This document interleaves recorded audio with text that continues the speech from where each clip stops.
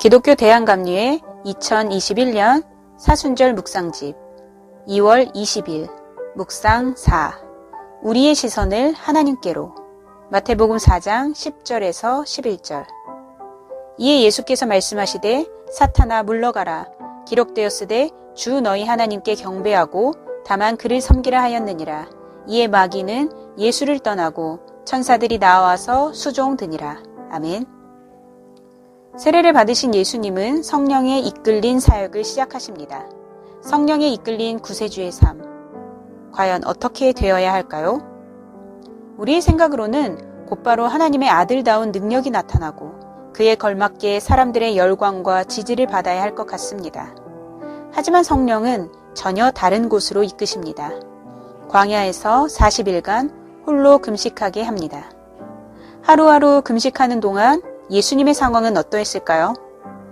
낮에는 뜨겁고 밤에는 추운 척박한 광야에서 처음에는 견딜만 했을지 모릅니다. 하지만 시간이 갈수록 육신이 약해지면서 나중에는 고통이 극심했을 것입니다. 몸뿐 아니라 정신력까지 허물어지는 그 순간에 마귀가 나타나 예수님께 속삭입니다. 배고픈 이에게 돌들로 빵이 되게 하라고 솔깃한 제안을 합니다. 거절당하자 성전 꼭대기에 예수님을 세운 뒤 뛰어내리면 천사들이 보호할 것이라고 제안합니다. 이 역시 통하지 않자 마지막으로 세계의 화려한 문명을 보여주며 자신에게 절하면 이 모든 영광을 주겠다고 제안합니다. 예수님은 기진맥진한 상태였지만 달콤한 제안 뒤에 숨은 마귀의 흑심을 알아채셨습니다. 그래서 첫 번째 유혹에는 하나님의 말씀으로 살라 하시고 두 번째 유혹에는 주 너희 하나님을 시험하지 말라 하시며 세 번째 유혹에는 주 너희 하나님께 경배하고 다만 그를 섬기라 하며 물리치셨습니다. 예수님이 마귀에게 외친 이 세 가지 말씀을 우리는 그동안 별개의 말씀으로 봤습니다. 하지만 잘 보면 이 세 말씀에는 중요한 공통점이 있습니다. 바로 하나님께 집중했다는 것입니다.